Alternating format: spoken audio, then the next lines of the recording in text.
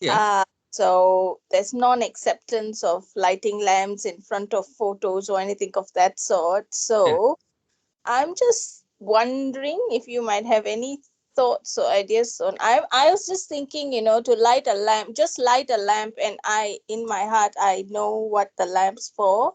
Yeah. But is that, what do you think? I don't know. Yeah, sure. You can light a physical lamp without any pictures or deities there and just meditate, like what you're saying in your heart and your conscious, meditate on that. Or even you could even light a mental lamp. Also, Uh, there's no problem with that. Where there's that pastime of a very poor devotee. He didn't have enough finances to offer physical food to Krishna, so he offered the food to Krishna mentally. And one thing offered was sweet rice.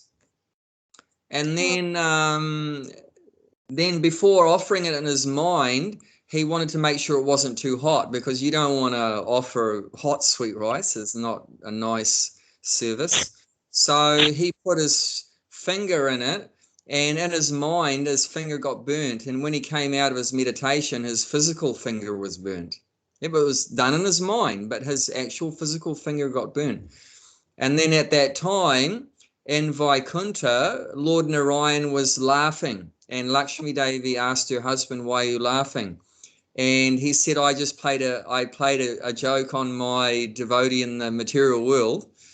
And then he called his servants, the Vishnu Dutas, and said, "Go get that guy, go get that yogi and bring him to me." So he got liberated.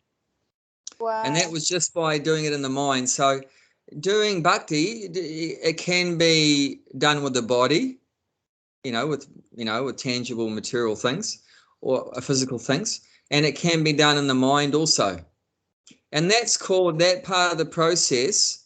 We have Shravana means hearing, Kirtana means chanting, and Mm, Vishnu Smaranam. So Smaranam means you're remembering.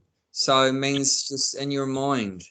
So you can do it like that, the Smarana part of the mm, process just in your mind.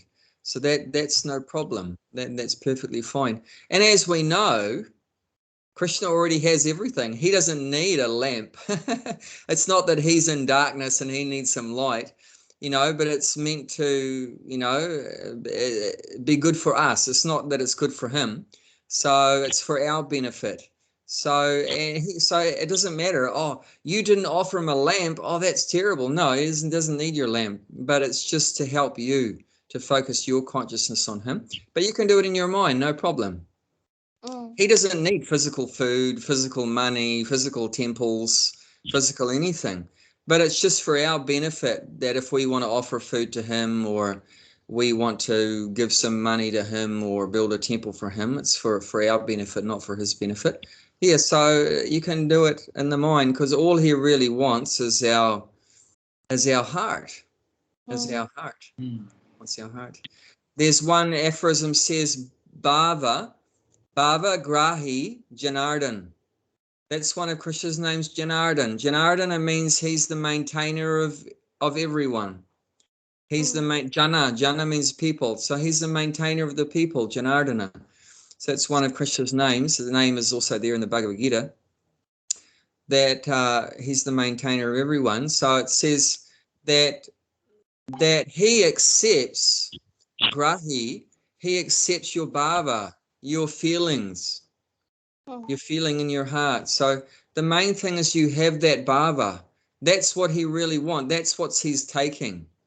He doesn't, like I said, need the external money and the food and everything.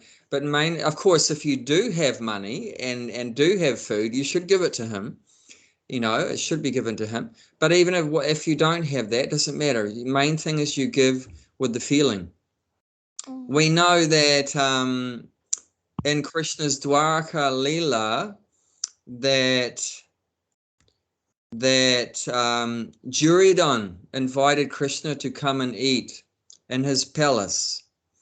And he had all paka, like Brahmin cooks, all cooking with ghee and first class ingredients and everything like that. Very, real delicious items like chapan bhog, it's like 56 items, big feast.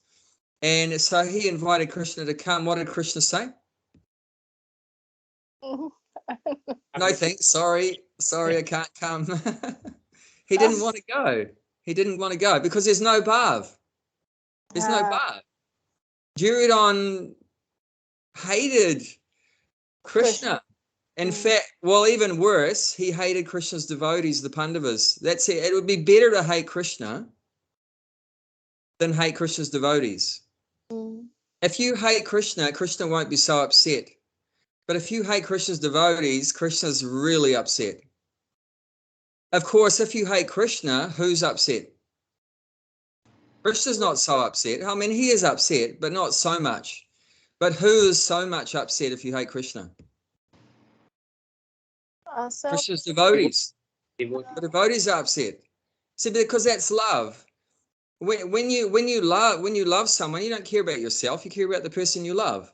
So, I mean, if you insult Krishna, Krishna's not too bothered. But if you insult Krishna's devotees, that's the end of you, and vice versa. If you upset, Krishna, like that. So, but Krishna's devotees are so like that. So he hated the Pandavas. So Krishna didn't want to accept his offering of food and everything. And he knew it was all a plot to try to bring him on his side and everything like that. He was motivated. It was materially motivated why he was offering them. So Krishna knows everything like that. Hello.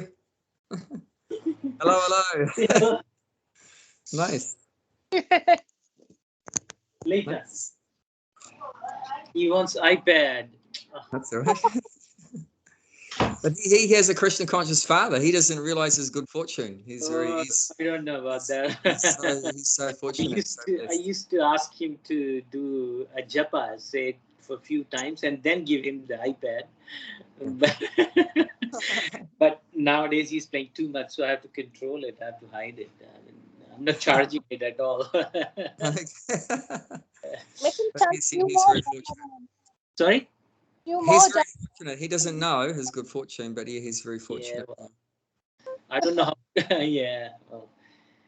Yeah, mainly, I mean, if you can become, a pure devotee of Krishna, then everyone's going to get liberated that's around you. So that's a good impetus to become Krishna conscious. Yeah. Well, I want to improve myself first.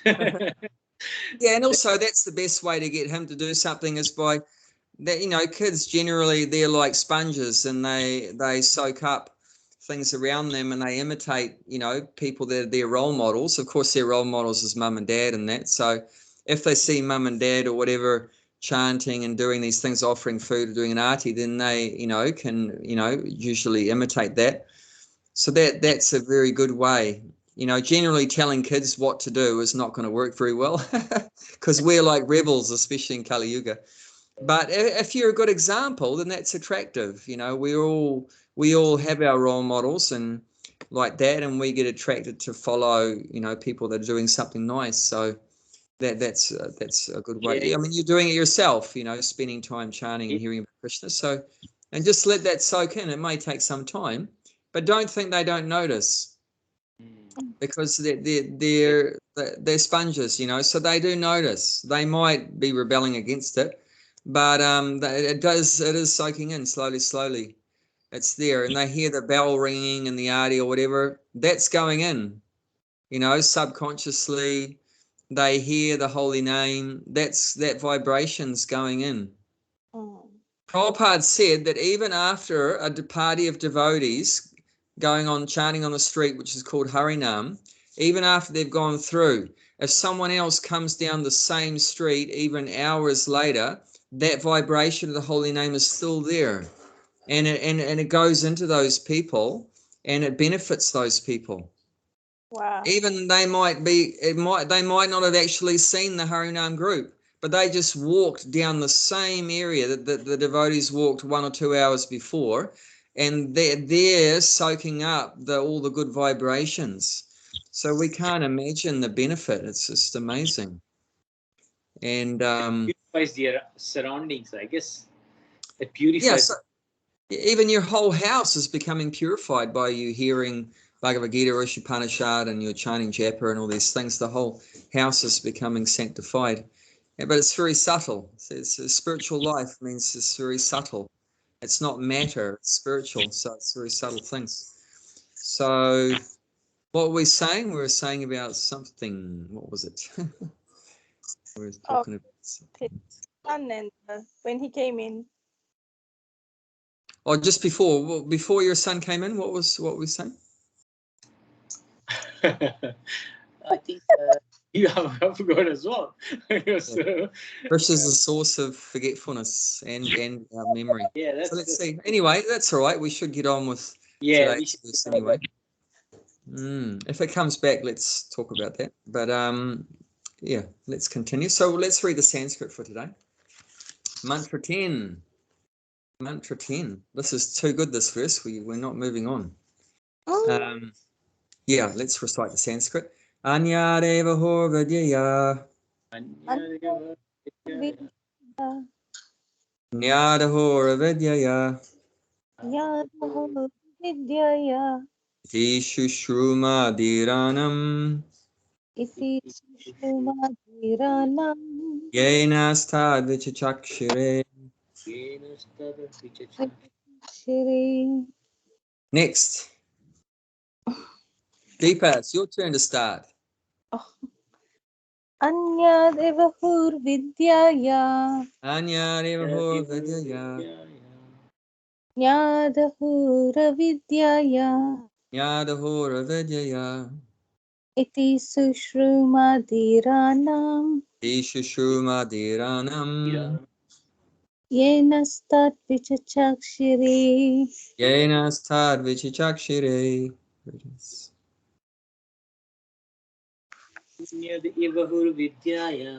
Anyareva hor vidyaya.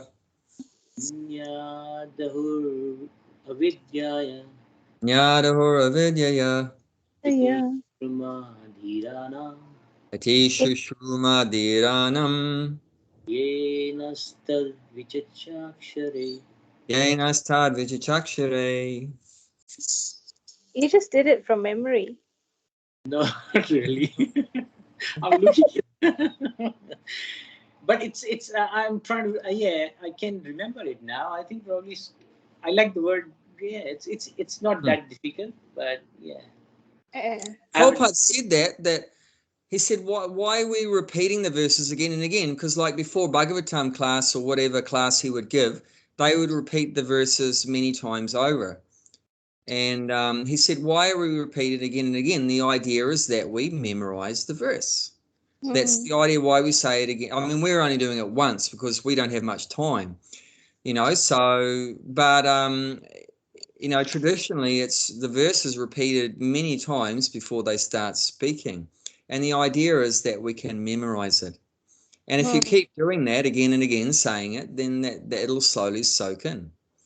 And then, like I said, Smaranam, Vishnu Smaranam, that's one of the processes of devotional service that you can remember. So remembering Vishnu's words, Krishna's words, is the same as remembering Krishna, remembering his words. So each word here is transcendental. So, and it has great spiritual benefits, non-different than Krishna. Just like the Hare Krishna Maha Mantra is identical with Krishna. The sound of Krishna's names is identical with Krishna. Like Prabhupada said, when you chant Hare Krishna, Krishna's dancing on your tongue. So Krishna's there. So same with these mantras also. They're spoken by the Lord, that you're actually associating with the Lord. So if you spend your day and you're saying this or remembering this, you're actually with God. Your God's with you. And and everything becomes auspicious. Even it might be complete chaos around you, but you're actually in a spiritual bubble. It's very auspicious. Even if the roof fell on your head, in an earthquake or whatever, when you're reciting this verse, you wouldn't be coming back to the material world. You'd go back to Godhead and you'll be liberated. Wow. The Prime Minister of New Zealand gave a bit of a announcement yesterday, and many people are peeved off with it. And when she made the announcement yesterday, basically it was an announcement more about controlling the people. But there was an earthquake at that time that she gave her talk. So I think that Mother Earth Bhumi and maybe her boss Krishna was not so happy with her speech. But I mean, if the roof fell on her head, and I personally, I wish it had fallen on her head. Unfortunately, it didn't. But if it had fallen on her head, but everything she's talking is so mundane, and she's acting like she's God, that she's the controller, she's the enjoyer, she's the proprietor. So I mean, if the roof fell on her head, she would definitely be coming back again, probably not in a very good form. But I mean, if it fell on your head and you're talking about Krishna or whatever, then you're going to be liberated. You're going to be liberated. So it's very important part of this bhakti process to always be hearing these mantras and chanting the mantras and remembering the mantras. That's the first of the 3 of the 9 processes: Shravanam, Kirtanam, Vishnu Smaranam. So these are very foundational to our process. And there's one verse which comes from Padma Purana, one of the Puranas, 18 Puranas. It's also quoted in the Chaitanya Charitamrita, and many times Prabhupada mentions this verse. Smartavya sadatam vishnur vismartavya najata chit sarvavedi vasedasyor etayor eva kinkara. That what that means is that smartavya sadatam vishnur, that one should always remember Vishnu. Vismartavyo najata chit, and not forget him at any time. One should always remember Vishnu and not forget Vishnu at any time. And Sarvavidi Nasada Sur. So that means all the rules of Vidi, of what you should do, and Nisada means prohibitions, what you shouldn't do. Basically means all the do's and don'ts of the Vedas. All the do's and don'ts of the Vedas. And that's a lot, because you've got the Samaveda, Rig Veda, Tara Veda, and what did I leave out? Yajurveda. So, and then you've got 18 Puranas, 108 Upanishads, then you've got the Itihasas and like Mahabharata and like that. So that's a lot of, and the Manu Samhita and all the extra things like that. So that of all of these. So Sarvavidi Vasedasyor Etiyor Eva Kinkara means that all of that, all those do's and don'ts and all the Vedas are servants. Kinkara means servants. So das means servant, but there's another word, kinkara. So kinkara means servant. So all of the other rules of do's and don'ts are servants to 2 rules. One do and one don't. What's the one do? Always remember Vishnu or Krishna. What's the one don't? Don't Never forget Vishnu. So that one do and one don't, every other do and don't are subordinate, are servants of that one do and one don't. So that's the main thing. If someone asks, "Oh, why do you chant Hare Krishna?" That's it. So you always remember Krishna and don't forget Krishna. Why do you bow down? So help us always remember that we're a servant of Krishna and not forget that we're a servant of Krishna. Why do you offer your food to Krishna? To help you remember Krishna. Why do you, put on tilak or whatever? To help you remember Krishna and not forget Krishna. Everything, it comes back to that. Everything. And that way, it's very simple, isn't it? It's very simple. Why do you talk about Krishna so much? To help you remember Krishna. Because when you're talking about Krishna, obviously you're going to be thinking about him, remembering him like that. So it's all. Why don't you associate with materialistic people? Because they cause you to forget Krishna. Why don't you eat meat? Because it causes you to forget Krishna. Why don't you have illicit sex? Why don't you take intoxication? Why don't you gamble? Because it causes you to forget Krishna. So it's all coming back to that original one do, one don't. So this is remembering the Lord is very foundational. And that way it makes sense, And that's why Hinduism is in many cases fallen flat, you know, because they didn't remember why they're doing it. You know, why do you do the art? Mum and dad, you know, why were you telling me to do the arty? Why? But they can't say why. You know, that many Hindus, they don't know why. You know that, and therefore the young generation have lost interest because it's just become a ritual. But they don't. There's no like meaning anymore behind the ritual. But Prabhupada, how he changed all that, he told people what the meaning of it is. You know, why? Like when I got told that, you know, it's helping you to remember the Lord and all this, and then if you remember the Lord, you go back to Godhead, you're not going to come back, and you know, all this kind of stuff, then well, that makes sense. You know, that's like logical, that's reasonable. I'll do it then. You know, try to get me to do any rituals without explaining me scientifically what's the reason for it. I'm never going to do it.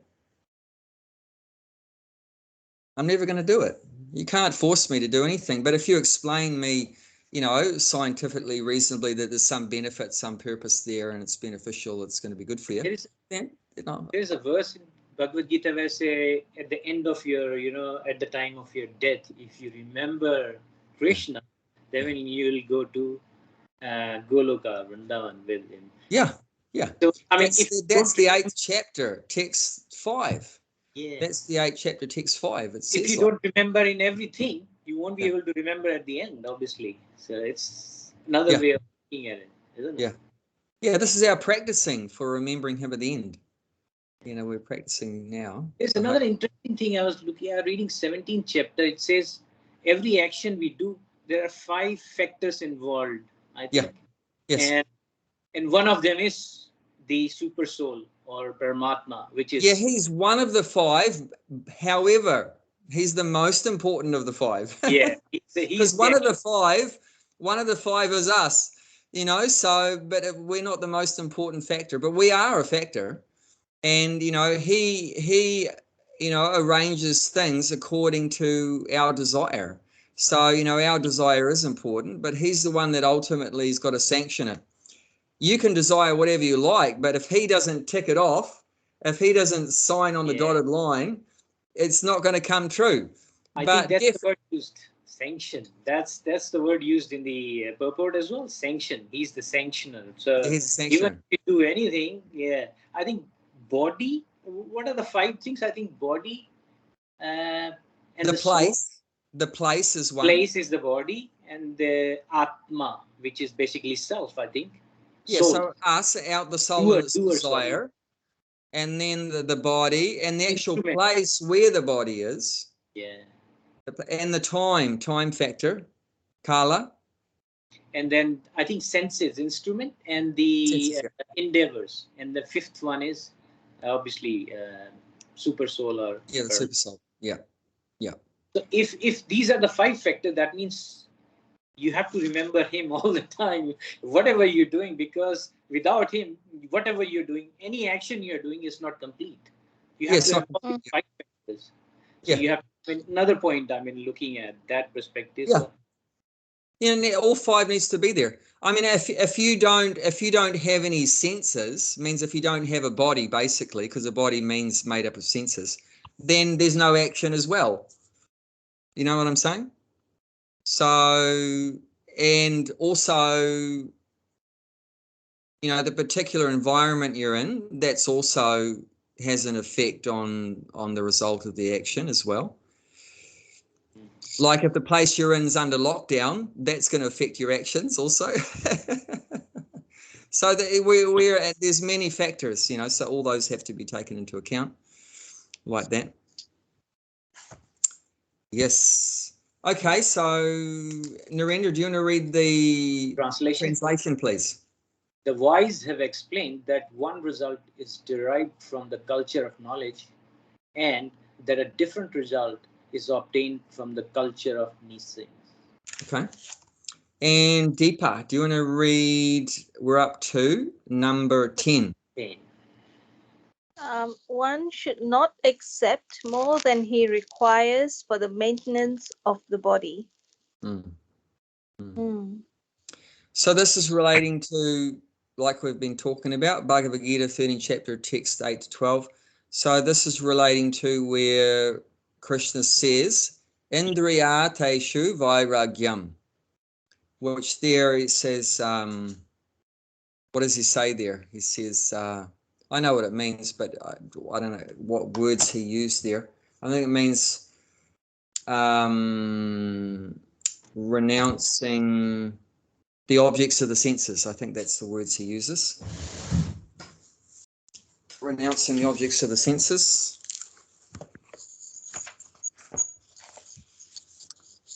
13, 8 to 12. Vairagya, renunciation, isn't it? Vairagya, I don't know.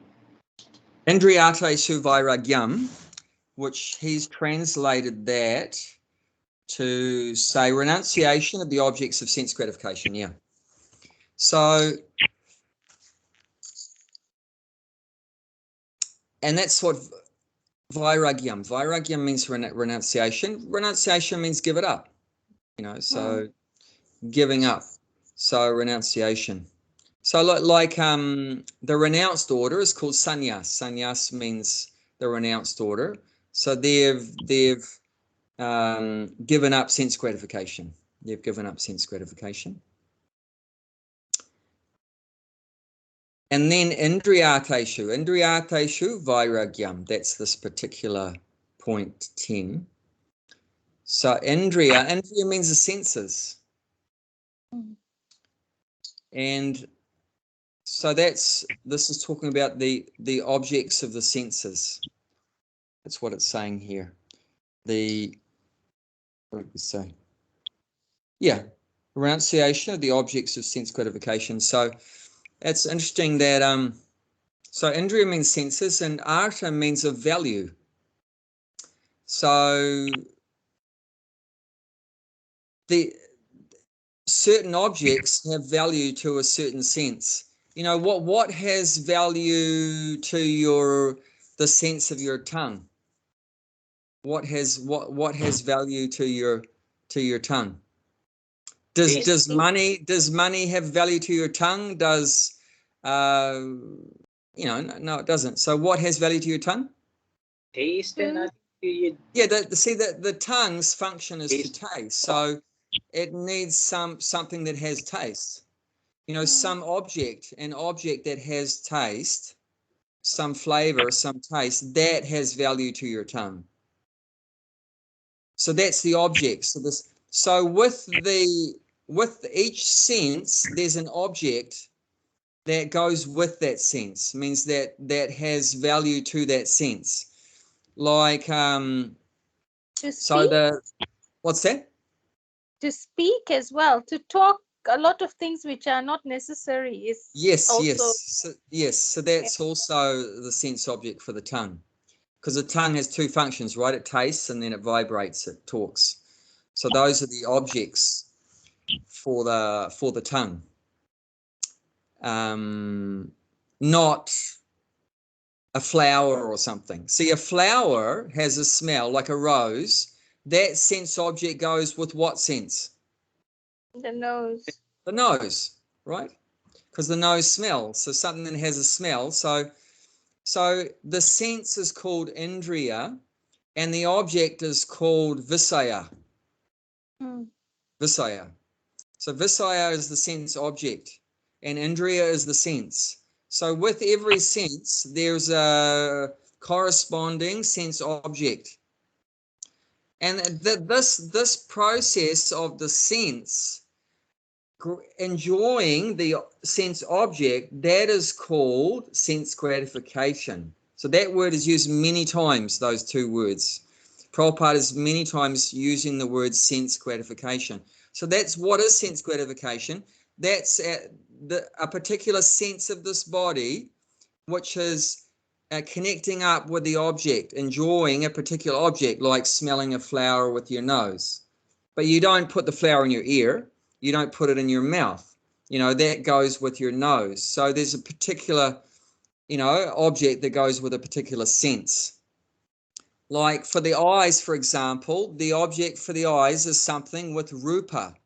Rupa means form. So like the beautiful woman is the object for the eyes. not the something that has a smell or something that has a taste or whatever like that. That something form is an object for the eyes. So that is the process of sense. What's that?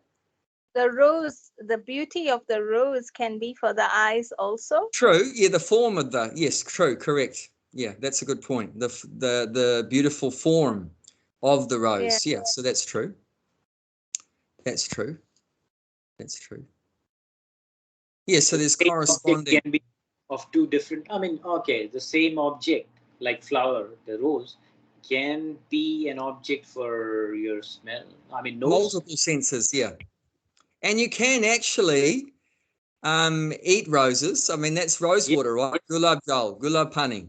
So yeah, they've all have, because every object obviously has objects have a form, and then they might have, some objects have a flavor, some objects, have a smell, so it can be multiple. It could be an object for multiple senses like that. So that's a good point to bring up.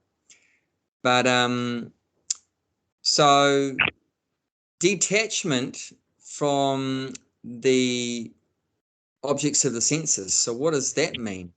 And here Prabhupada clarifies it. One should not accept more than he requires for the maintenance of the body. So that doesn't mean that you have to completely renounce it. Because if you completely renounce every single object for every single one of your senses, what effect is that going to have on your body? You're going to die. I mean, you're going to be dead. No water, no food, nothing to smell, nothing to see, nothing to hear. If you completely detach, you're dead. So, but another point, you can look at it from the other side. Too much food, too much smell, too much coming in your ear, you're also going to be dead, isn't it? Like Prabhupada said, the disease for overeating is diabetes. The disease for under-eating, for not eating enough, is tuberculosis. You become weak, too weak. If you don't eat enough, you're not going to have enough strength, and then you can develop diseases like tuberculosis. And there are other diseases also. What's that one called? Bulimia or whatever? There's one called if people that hardly eat, bulimia. People don't eat. Malnourishment, yeah. Yeah, they become thinner and thinner and like that. So actually, when I first joined, I spent mental speculation, crazy ideas, and I wanted to try to imitate, like I mentioned, devotees like we're talking about that, eating, sleeping, mating, defending the needs of the body. So if slowly, you eventually can stop these things as you progress more in spiritual life, then hardly any eating, hardly any sleeping is required. And very advanced devotees, like I mentioned, so that they might eat a little bit every 2 days or sleep, an hour or two a day or something like that. So I got it in my head, to try to imitate, because I mentioned how we're like sponges, we try to imitate. But that wasn't such a good thing to imitate, hardly eating, hardly sleeping. So I was trying to artificially become more advanced. So I had half a coconut, like a coconut shell, and I would eat just what would fit inside that coconut shell. That's all I would eat, was what was in the coconut shell. And sometimes what I was eating also wasn't just the regular prasadam the devotees were eating, but just some raw stuff or something like that, raw milk or raw nuts and stuff. And anyway, the result was my body became really thin, and even more than what it is now, it's still thin. But and my cheeks were all sunken in more and everything like that, and my eyes were sunken into my skull and everything. So I wasn't looking so good. So two sannyasis came up to me. This was in the Auckland Temple. Came up to me. This is 25 years ago. Came up to me and said, because my service was to go out and distribute books, so I was out in the public, was seeing me and everything like that.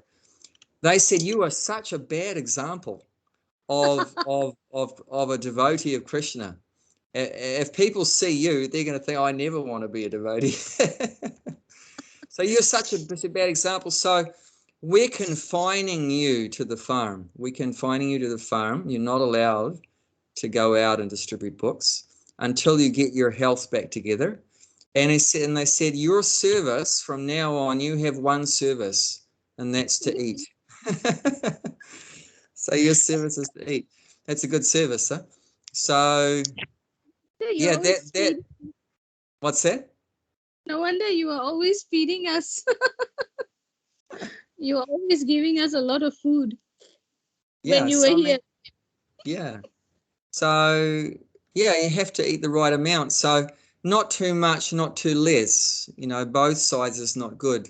So that's what Prabhupada's saying here, just enough to keep your body and soul together, to required for the maintenance of the body. Many times Prabhupada uses the phrase to keep your body and soul together, right? Because now the soul is inside the body, so we need to keep some kind of balance to keep the soul in there. Of course, ultimately the soul doesn't need the body. And ultimately we all know that doesn't matter what you do, the body is going to die and the soul will leave the body. You can't do anything about that. But at least for as long as possible, because ultimately God is going to remove the soul from this body, and that's called death, which he says in the Bhagavad Gita, I am death, mrityu sava haraschaham, I am all devouring death. So we can't interfere with that. That's his will. So, but as long as possible, we want to keep the soul in the body. Why? So that we can develop our Krishna consciousness, more hearing, more chanting, more remembering Krishna. Like Narendra quoted that verse, that if you remember him at the end of your life, you're going to go back to him and you won't come back. So we need to practice that, so that we can remember him at the end. So we're trying to get some time so that we can advance more.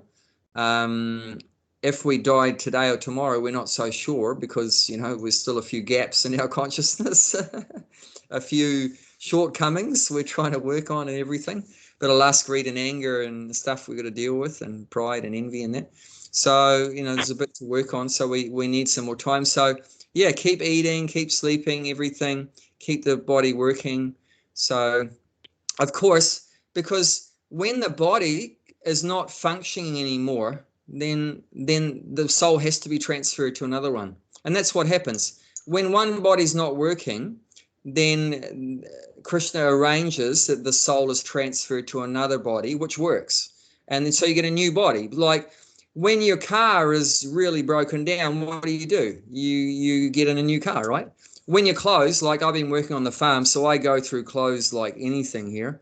All my pants are ripped and my shirts are ripped. And then eventually I chuck them out and get new ones. I actually, because most of my clothes are cotton, so I actually bury them in the soil, and it becomes food for the worms and stuff like that. I don't throw them in the bin, because it's all biodegradable if it's cotton or wool or something. So it just becomes worm food, but they're no good for me.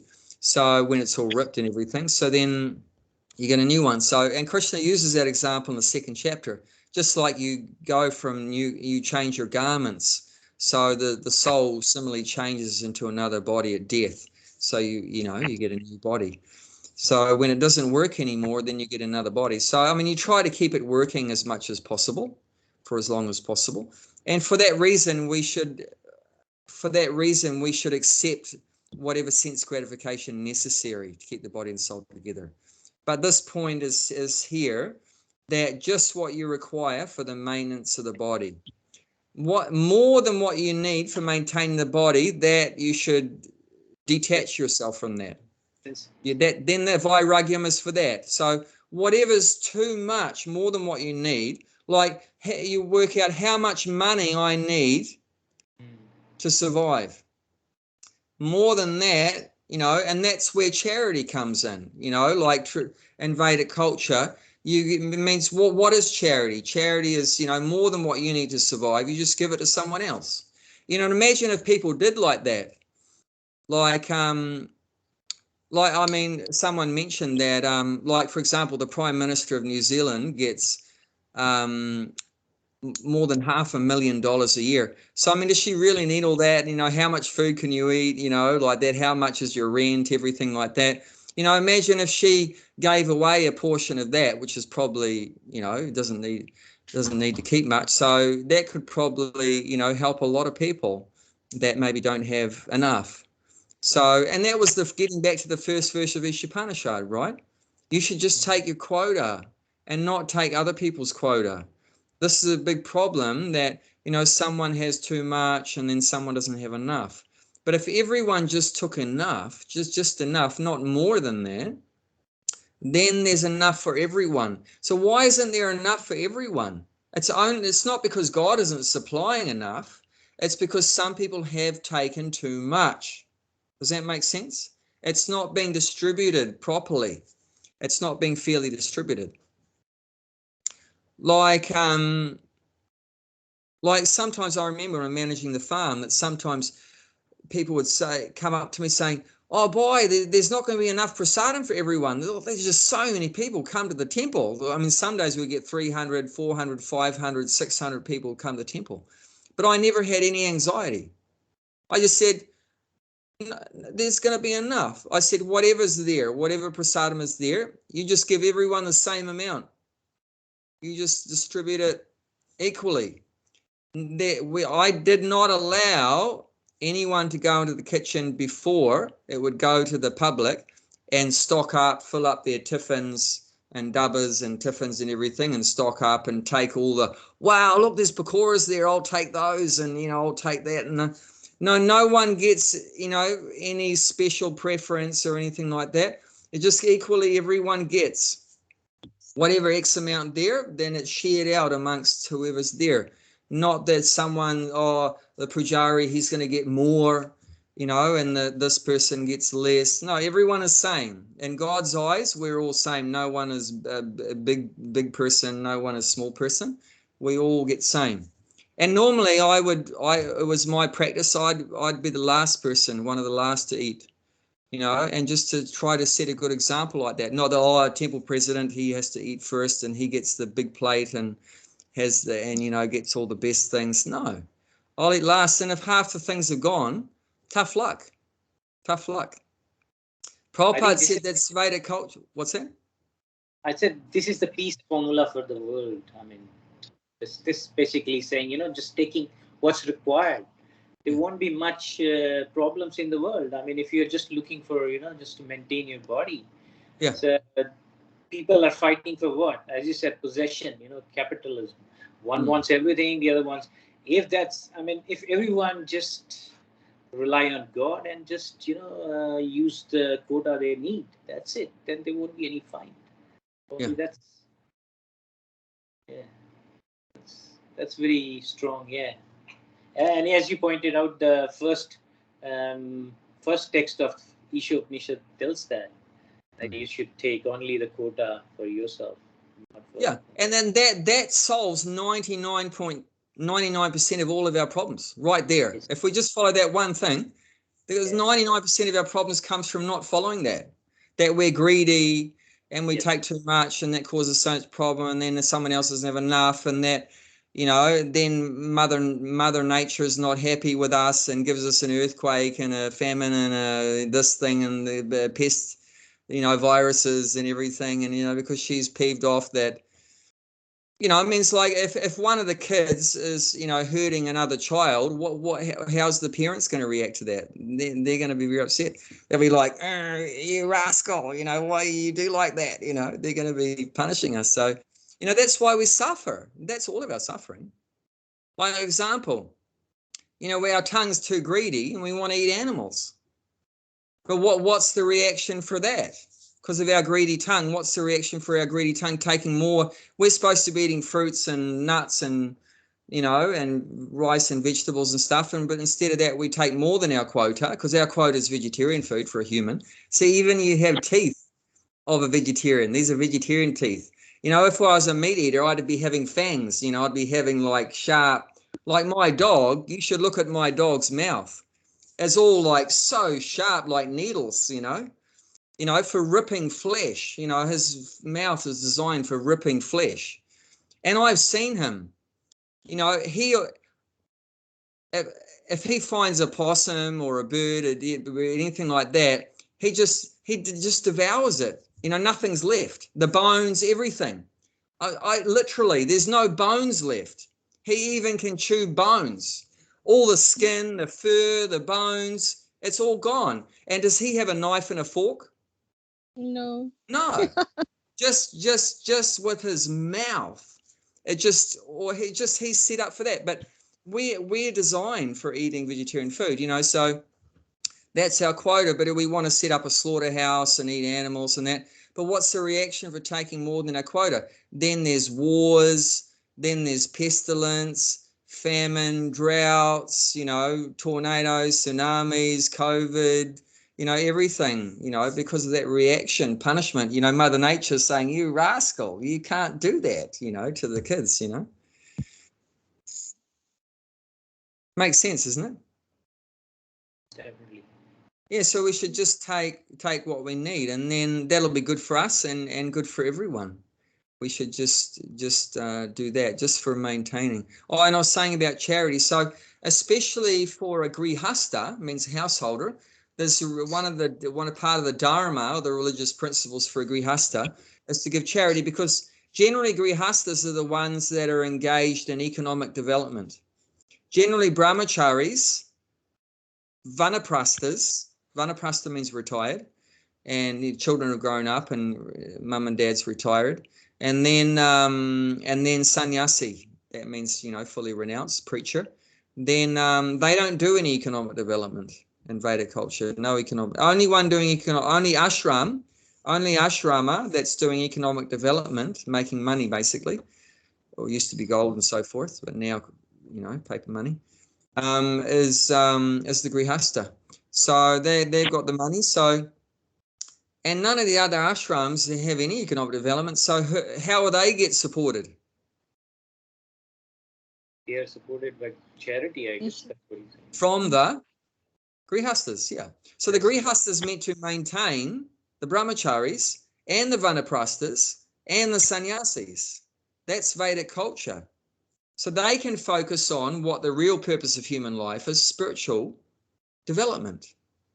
You know, so that the brahmachari can focus on studying the scriptures, and the vanaprastha can focus on doing tapasya, austerities, and the sannyasi can focus on spreading Krishna consciousness, preaching.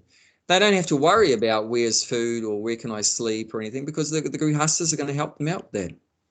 Oh, you can stay at my place and here, eat this, you know, have this meal, and here's some clothes, you know, take these clothes. And, you know, so they'll provide food and shelter and clothing and that for the brahmacharis and the sannyasis and things like that, and they can stay the night, you know, while they're traveling around like that doing the austerities. But that's only going to work if the grihastas are charitable. If you tried that like in New Zealand or Australia, you know, I'm going to travel around and be a sannyasi or brahmachari, good luck, you know, no one's going to, you know, help you out, you know, probably not many, you know. But traditionally, I tell you, I mean, the grihastas, what they would do, say the wife cooks, and the husband and wife and that would go outside their house, and they would call out very loudly 3 times, is anyone hungry? Come and eat. Is anyone hungry? Come and eat. Is anyone hungry? Come and eat. And so whoever heard that, they would come, and then the grihastas the husband and wife would feed them. And after everyone was fed, then they would eat. If all the food is run out, then tough luck. Like I said, tough luck. Then you have to see Bhagavan is wanting me to fast today. It's a fasting day today. You know, and that is the tapasya, that's the austerity for the grihastas. Like that's the culture. And, you know, imagine if that culture was there. I mean, people would become, you know, just so nice and so happy, and we would love each other and look after each other, and you care about other people, not about yourself. You become selfless, not selfish. You know, modern day is all about being selfish. But, you know, to progress in spiritual life means selfless. You know, you're thinking about God, you're thinking about others, you're not thinking about yourself. And like that's the whole culture is training us to come to that point. Of course, we're conditioned to be selfish. But then that's what the culture is about, is through education. We want to change that conditioning through education It doesn't happen automatically. It's not going to be a bolt of lightning on your head and you're going to go from being selfish to selfless. It's going to happen through, education. And in Vedic culture, they educate it right from the beginning of life. Like I say, you watch your parents do all the right things, and then you're sent to the Gurukul when you're 5, and the Guru teaches you the right things. And gradually, like Prabhupada said, you become a perfect gentleman. You become a perfect gentle lady. And like Prabhupada said, yeah, everyone loves me because I love everyone. And then, wow, imagine what world it would be. Like now we have a world where everyone hates everyone else's guts, If I just want to kill them, so yeah, so that's what the culture's all about. So these kind of guidelines that help us to get to that point where you just take what you need. More than that, then you distribute it, call out, oh, excuse me, I've got a lot of food here. Would you like some? Would you like something to eat? Sure, okay, come, like that. So, and that's, I just think that most of my friends that I have now came about through food, through feeding people, isn't it? Deeper knows, we just through feeding people at the Bhakti tree. We go to the university, feed people. People come to the Bhakti tree, feed them. People come to the farm, feed them. And what's the result of that? People like me because I feed them, and, I like them and they like me, so because I was giving food. And some of them, they want to feed me too. So it's not just one way that, I'm just feeding everyone else, but sometimes other people want to feed me too. And that's, that's what love is, right? Give and take. And today I feed you, tomorrow you feed me. So that's what love is. It's give and take, it's reciprocation like that. So this is a wonderful way that, the resources can be evenly spread out, and also loving relationships can be developed. And if people follow these kind of things, there'd be no question of like the big problems we have in today's world of like loneliness, for example. Loneliness can be solved. You just give a gift to someone, and accept a gift from someone else, and give some food to someone else, and receive some food from someone else, and then no more loneliness. But because people don't follow these basic principles, that, like I said, creepina, they're very miserly and they don't want to give anything and everything. Then they come up with all these other problems, that there's going to be loneliness then, and all this isolation, and then suicide. Like today, it's amazing. If you look at the statistics, how many people are committing suicide? It's, oh my God. Suicide is far more deaths than COVID. COVID is like nothing. The amount of suicides, people are just so disturbed due to so many things. But if we follow these basic principles, then there won't be any suicide, there won't be any loneliness, there won't be any shortage of anything like that. So these are very practical things. Don't think this is just some ancient history and it's not relevant or whatever. This is we should be applying this. If we want to save the planet, including ourselves, we should be following this today. We should have started yesterday, and we have to follow these things. This is what's going to save us. This is what's going to help us, And the worst thing we see, there's a few people in the world that are extremely greedy, and they just want to take everything from everyone and leave us basically naked and hungry and strip us down and have everything. And people might call that conspiracy or whatever like that, but it's a fact, and it's always been like that, And previously there was Hiranyakashipu, and he wanted to do the same thing, control the whole universe, exploit the whole universe, and after him there was Ravana, and he wanted to do the same thing, right? What did he do?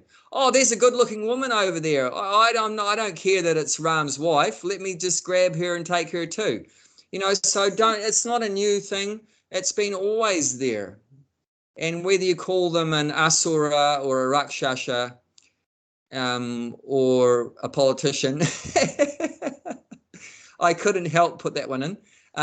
But basically, it's the same mentality, being very lusty and greedy. Greedy means the opposite to what we're talking about here, taking more than what you need.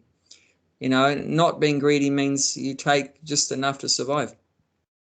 And one interesting thing is that, hang on, something's popped up. One interesting thing is that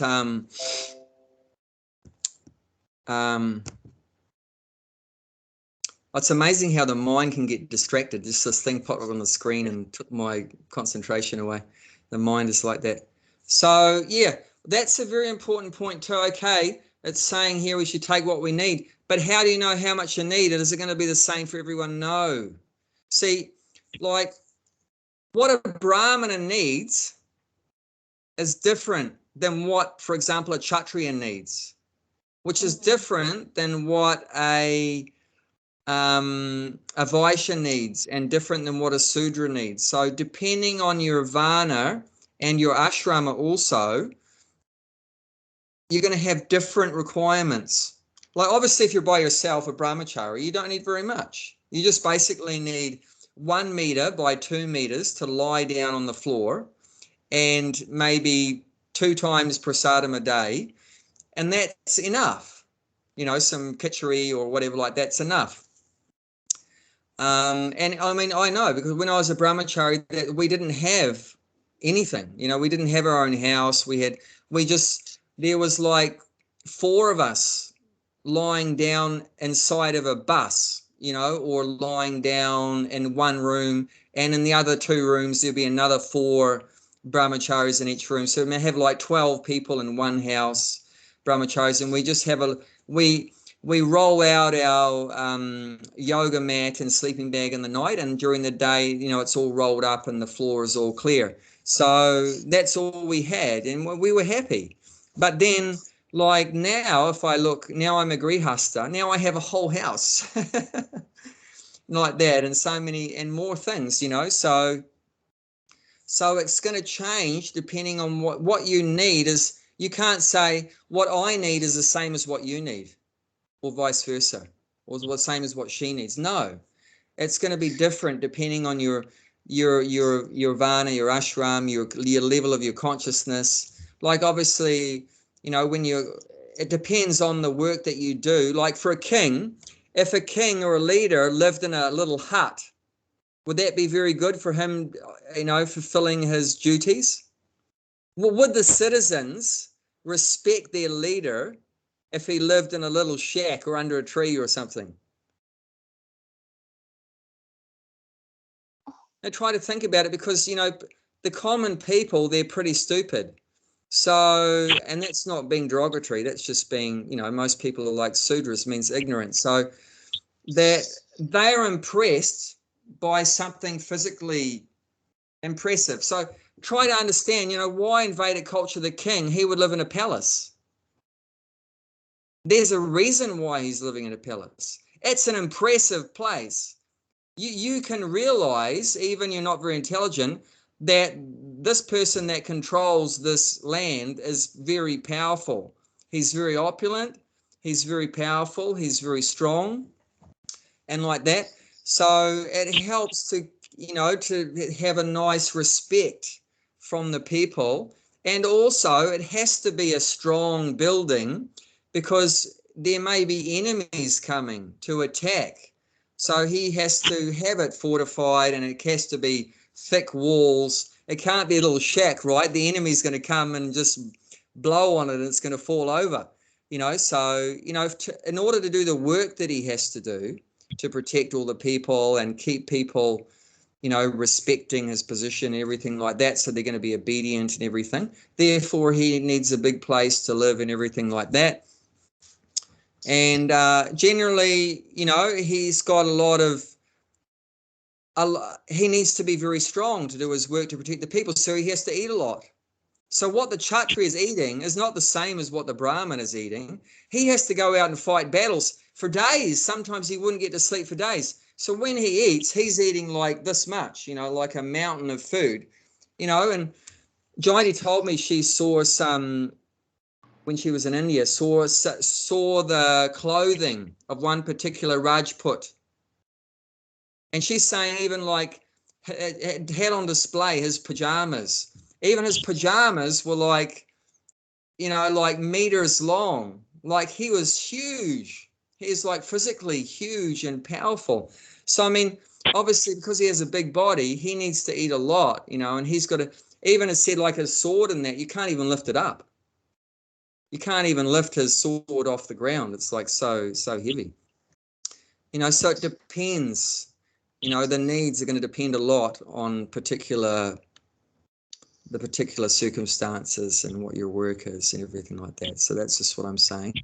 So you can't just say, well, everyone's going to have the same thing. See, that's the problem with communism. Okay, we're just going to treat everyone's exactly the same, and everyone gets X, all the same, you know, and then, but it doesn't work. It doesn't work like that. And that's not going to be, the Vaishyas are not going to be inspired. They're working so hard, and what do you mean? They're not only going to get a little bit at the end of it. No, they need to get a good result. They need to get some profit. They need to get some profit, some result, and that inspires them to do their business. Otherwise, what I'm working so hard and someone else is going to enjoy that result, you know, that's not going to be motivating for them. And also communism also falls short because although the common masses, they all get the same amount, but the communist leaders, they are taking so much. So they're not actually practicing communism. If they were really going to practice communism, then the leaders should also be taking the same amount as the common people. But they don't. So they're crooks, actually. But yeah, Deepa, you're going to say something? Oh, we've gone over time again. Oh my God. Time doesn't like me. Time doesn't like me. It just takes away all my. That was so good. You were so into it. So yeah, that's but I think it's too late for you there. No, don't worry about me. I could go on all night. But Deepa, were you going to say something? No, I was just thinking when you were talking about, you know, the leaders and, you know, having a lot of luxuries and things like that, like big house and whatever, palace. Yeah. And I was just thinking of Mahatma Gandhi and Nelson Mandela, and I was trying to reconcile, like just trying to work it out. Yeah. Okay. Do you have any? That's a good point. See, that's different though. He was like a spiritual leader, like you could say like a Brahmana, spiritual leader. But that's there. You need a spiritual leader, but you also need like a manager. Like if someone steps out of line, doesn't follow the rules, then that has to be dealt with. You know, and that's when even like people like Prabhupada didn't agree with Gandhi's principles. Like Gandhi was teaching just ahimsa, non-violence. But sometimes violence is necessary. I mean, otherwise, was Krishna stupid? That, you know, our main book is spoken on a battlefield? Because, you know, sometimes war is necessary. I mean, you can see Krishna himself tried to stop the war happening. He personally went to Duryodhana, all the Kauravas, and said, please, let's not go ahead with this. Just, even if you're not going to give the Pandavas their rightful share, which is half the kingdom, then at least give them one village each. Because a Kshatriya needs to have some citizens to rule over so that he can get some taxes from him. Because that's how a Kshatriya maintains himself, is through he protects the people in exchange for making people feel safe and protected and everything. Then he gets some taxes. He can't go out and work like a Sudra. A Kshatriya can never, you know, work like a Sudra and just get paid wages or something like that. No, he has to collect taxes and protect people. That's his nature. So just give them, Krishna said, just give them one village each. It's not fair, but even that they'll settle for that. They're being so magnanimous, then just give them that. Duryodhana, what did he say? I'm not going to give them even the amount of land you can put on the head of a needle. What a rascal, you know. So then Krishna went back and then that was it. The war had to begin. But none of the Pandavas wanted to fight. But Krishna said, I mean, this is Dharma. And it's called Dharma Yuddha. This is like a religious fight, you know, to protecting the principles of Dharma. You know, everyone has a right to maintain their livelihood, to maintain their family. You can't stop that. And that's one thing a lot of people protesting about the lockdowns. that the government is stopping people from doing their livelihood. You know, the guys are frustrated. You know, I can't. You're not allowing me to go out and make bring home the bread for my family. What kind of government? And you don't have the right to stop someone going out and working, and providing for their family. So this is a very important principle, and that's why that took place. But so, I mean, you have a spiritual leader, and definitely they teach, non-violence and everything like that, and living simply, living a heart and everything. There's even like Chanakya Pandit, right? Chanakya Pandit, he was the chief advisor for one king. I think Chandragupta was his name. And he lived in a hut outside the palace. But he was so important. He was the one making decisions. In one sense, he was the actual real top person. But he lived in a hut outside the palace. What he would give advice to the king, and the king would do what he said. But externally, the king's the boss. The king is the one that carries out the instructions of the Brahmana. But the actual leader is the Brahmana. But the king is the one that's carrying out the things. So, and Chandragupta was actually cheated of the kingdom and everything like that and thrown out. But due to Chanakya's very good advice, Chanakya helped him to get back in power and throw out the rascal that threw him out. So, but he wouldn't accept any more facility. He wouldn't accept a room in the palace or even his own palace or like that. He wanted to live very simply. So you need like a managerial leader, and then you need a spiritual leader. So even within temples, they would have like that. Every mart would have a spiritual leader and then a managerial leader. So you need both because they're different. They're different functions. You can't, if you just have a spiritual leader, but then all the day-to-day things, the management things are going to fall apart because the spiritual leader is generally no good at that. And, he's going to, organize buying in the boga and paying the bills and, like that. And I've seen that. Sometimes you have just a spiritual leader, but the bills don't get paid, things don't get done at the right time, and materially the grass doesn't get cut and, nothing. But spiritually, it's great, And then if you just have a material leader but no spiritual one, then, yeah, it's all looking good and everything's paid up and, everything's going on like clockwork. But there's no heart. There's no heart to the organization. There's no substance. There's no heart there. It's just all external. So you need, I would say, like if you have someone like Gandhi there, he's teaching by example, living simple life, everything like that. That's fantastic. But you also need, someone that's materially very onto it with all those things. And it's a fact that, it's said that India getting independence from the British wasn't so much because of Gandhi as it was through Subhash Chandra Bose. Because Subhash Chandra Bose, a Bengali, he was developing an army of Indians outside of India that were getting trained up to go back to India and fight against the British. And the British were very afraid of Subhash Chandra Bose and his army. And it's explained by many historians that's actually the real reason, main reason why the British left India. Not because of the non-violent movement of Gandhi, but because they were afraid of Subhash Chandra Bose's army. So, I mean, so anyway, there's a lot to say about those things, but all these things have to be seen.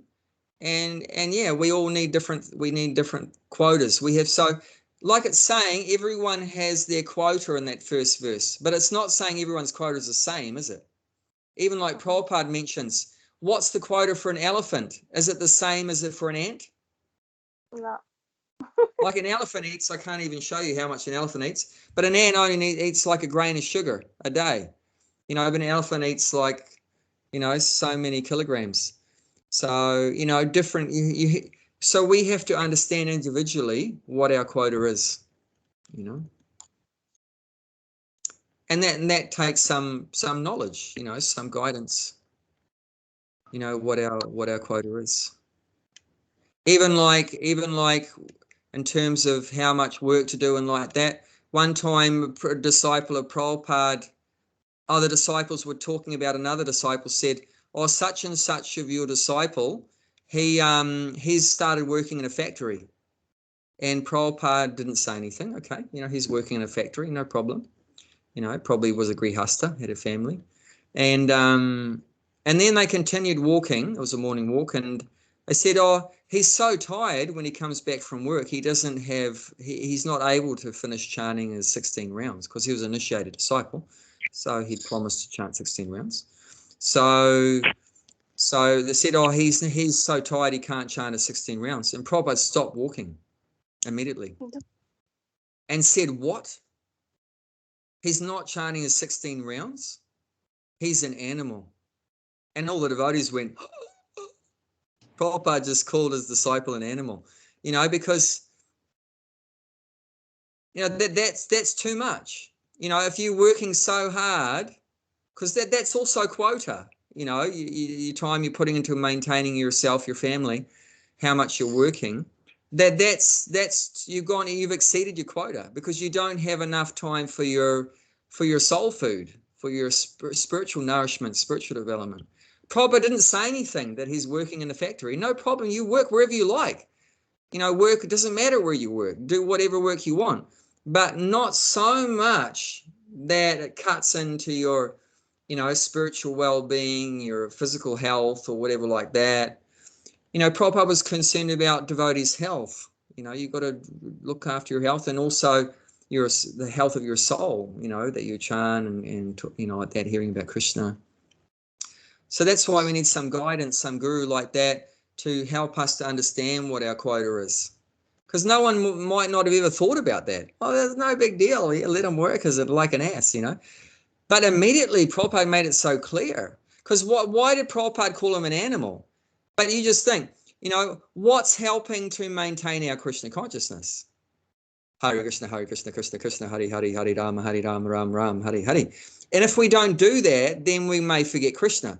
And if you may forget Krishna at the time of your death, like Narendra quoted, if you don't remember Krishna, and that's the 8th chapter, text 6, the next verse after the 5th one, if you don't remember Krishna, then you come back, you know, according to whatever your consciousness is, you come back, you know, in that way. So if you're not Krishna conscious, means it's, you know, sense gratification consciousness, you know, material consciousness, and that means you're going to come back in some material form, some animalistic way like that. So this Prabhupada could foresee that his next life was going to be like the life of an animal. Any comments? Yeah, I never think from, you know, from that perspective how much you should work. You know, people work so hard, 10 hours, 12 hours. Is that necessary? I mean, it's just too much working. That's not good. I think, yeah, as you said, you have to cater for your soul as well. Yeah, you have to think. I mean, like I said, I mean, if you're a brahmachari sannyasi, you don't need to work so much, you know, to maintain. But if you're a grihastha, then you have to work more. So you can't really place a line, okay, you can only work this number of hours, but you work it out the other way. Do I have time for chanting? Do I have time for hearing? Do I have time with my family? Do I have time for my health? And then what's left over? Okay, work. You know, do I have time to eat? Do I have time to sleep? Okay, what's left over? Then work. I mean, Ayurveda has some good guideline. 8 hours for the body, 8 hours for the mind, 8 hours for the soul. Because you have 3 aspects, right? Body, mind, and soul. 8 hours for the body means eating and sleeping.